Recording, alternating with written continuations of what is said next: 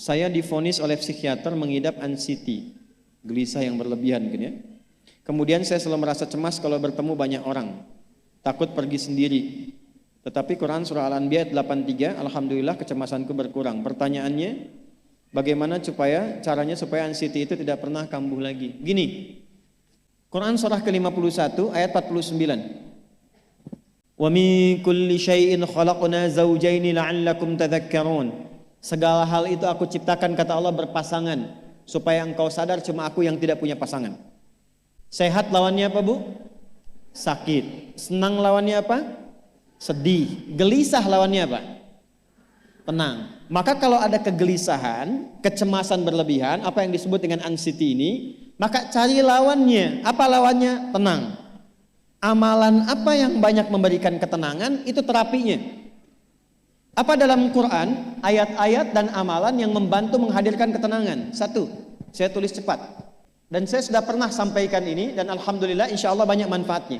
Satu, Quran surah 13 ayat 28. Amalannya dua, Quran surah ke-20 ayat 14. Tiga, Quran surah ke-4 ayat 103. 4, Quran surah ke-15 ayat 9.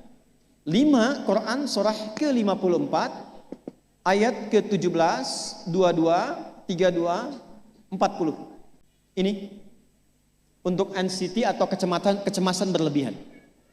Satu, Quran surah 13 ayat 28. Perhatikan kalimatnya. Ibu, kalau gelisah, cemas itu adanya di hati atau di fisik? Dari hati baru mengalir ke pikiran, kan? Baik, perhatikan bagaimana cara menenangkan hati sehingga pikiran ikut tenang. Ini langsung dari Allah. Ala bidzikrillahi tatma'innul qulub. Kata Allah, ala, yakinkan pada dirimu. Fokus. Ala itu harful istikhbar wa taukid. Huruf yang berfungsi membuka informasi dan meyakinkan. Jadi kalau ibu ingin tenang, ada yang divonis cemas berlebihan, anxiety. Pertama kata Quran mesti yakin dulu nih. Lawan itu yakinkan pada diri.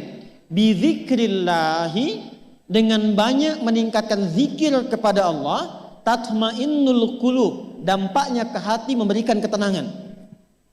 Jadi rumus cepat menghilangkan kegelisahan, obat yang pertama kata Al-Quran, zikrullah. Amalan zikrullah ada 4.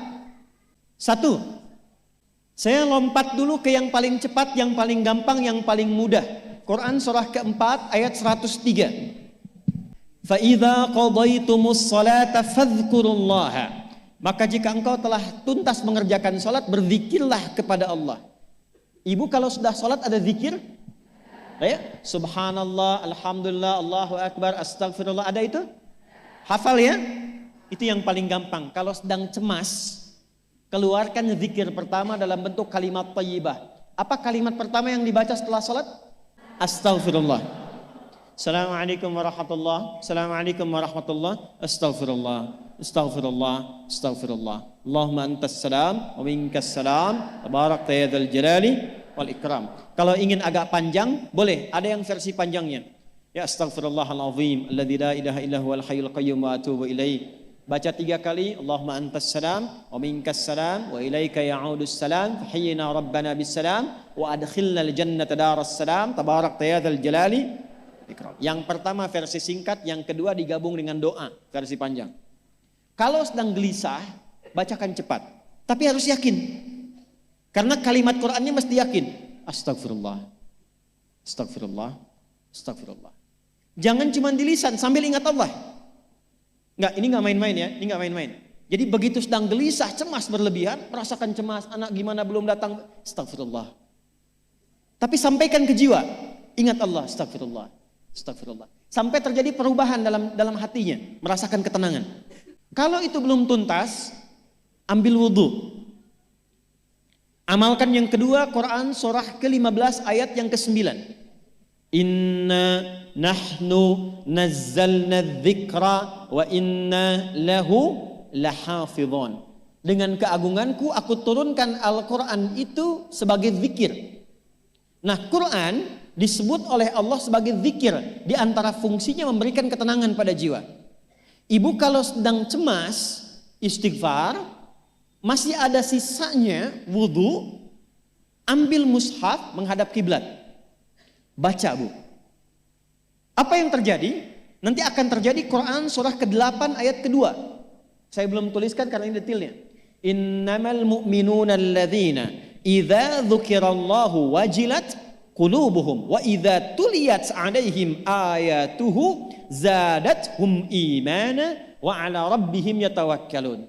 Sepanjang ada insan beriman, kata Allah, dia dibacakan kepadanya Quran atau bahkan dia membaca sendiri, akan ada getaran pada jiwanya, meningkat imannya, tersambung hubungannya dengan Allah.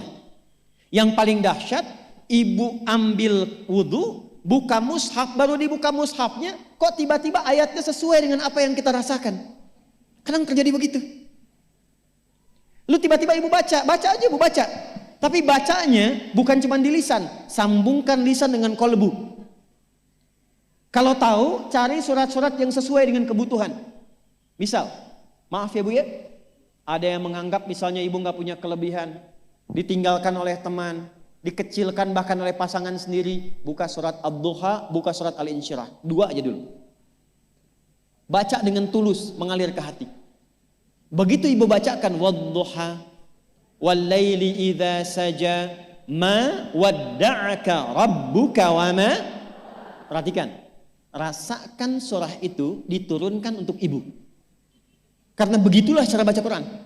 Kata para ulama, kalau kita ingin merasakan kenikmatan baca Al-Quran, rasakan saat baca surat itu diturunkan untuk kita. Maka cara bacanya akan beda. Wadduha, demi segala kenikmatan yang telah aku berikan kepadamu, seperti engkau nikmat merasakan cahaya duha, aku bersumpah. Wal-laili idza saja, dan demi semua kesulitan yang kau rasakan sekarang seperti gelapnya malam. Ma wadda'aka rabbuka wa ma qala. Hei, tanamkan pada hatimu yang paling dalam, aku tidak akan pernah meninggalkanmu dan engkau tidak seperti apa yang orang-orang lain katakan. Kalau ibu rasakan baca Quran seperti itu, hilang gelisah. Masih ada lagi kegelisahannya, menghadap ke arah kiblat, tunaikan sholat. Sholatnya apa saja? Sesuai dengan waktunya. Kalau duha, duha. Kalau nggak ada waktu khusus, ambil wudhu, sholat mutlak, sholat wudhu, menghadap ke kiblat. Lalu maaf, saya tutup, saat sujud, tumpahkan semua kegelisahan itu dalam sujud. Tumpahkan semua, sampai air matanya mengalir, nggak apa-apa, tumpahkan semua. Nanti rasakan perubahan yang terjadi setelah sholat tuntas dikerjakan. Karena sholat mengumpulkan semua jenis zikir ini. Istighfar ada dalam salat? Ada. Ya, ibu ruku sujud baca istighfar. Subhanakallahumma bihamdika Allahumma ighfirli. Subhanallah ada? Alhamdulillah ada? Allahu akbar ada? Dalam salat baca Quran? Al-Fatihah itu Quran. Sudah? Yang terakhir, biasanya kalau sudah selesai salat, ketenangan awal itu muncul. Tapi setelah itu kadang-kadang muncul lagi, kalau belum tuntas semua. Maka praktekkan isi surat Al-Insyirah. Ini penutupnya. Inna ma'al usri, fa inna ma'al usri. Apa artinya insyirah? Insyirah itu suasana hati yang lapang, selapang-lapangnya seakan-akan gak ada beban lagi. Maka kata Allah, kalau hatimu ingin lapang, dan tidak pernah merasakan ada beban lagi, maka perhatikan. Alam nashrah. Hei, masa engkau merasa cemas, gelisah dan berlebihan hanya karena masalah yang sekarang kau hadapi? Bukankah dulu banyak ribuan masalah yang telah aku selesaikan? Jadi kalau ibu mengalami masalah sekarang, jangan sampai larut sedih dengan masalah yang sekarang. Yakin dulu pun banyak masalah selesai juga. Alam nashrah. Lalu apa yang harus dilakukan? Kata Allah, seberat-beratnya beban, tanamkan keyakinan pada jiwamu. Inna ma'al usri, semua ini pasti selesai. Pasti ada solusinya. Pasti selesai. Inna ma'al usri yusra itu bahasa singkatnya begini, pasti selesai. Pasti tuntas. Yakin Allah sudah jamin pasti tuntas. Jelas? Jadi kalau sedang punya persoalan, yakinkan pada diri kita masing-masing, ini pasti selesai. Insya Allah ada solusinya. Nggak mungkin Allah titipkan kalau saya tidak sanggup menjalaninya. La yukallifullahu nafsan illa, maka lakukan yang ini dan secara kontinu. Terapinya ini aja. Terapinya ini aja. Gelisah lagi, zikir lagi. Gelisah lagi, buka Quran. Sampai itu hilang, tapi itu tidak akan pernah hilang kalau ibu nggak yakin bisa mengatasinya. Karena itu hurufnya dibuka dengan ala, yakinkan, itu hilang. Jelas?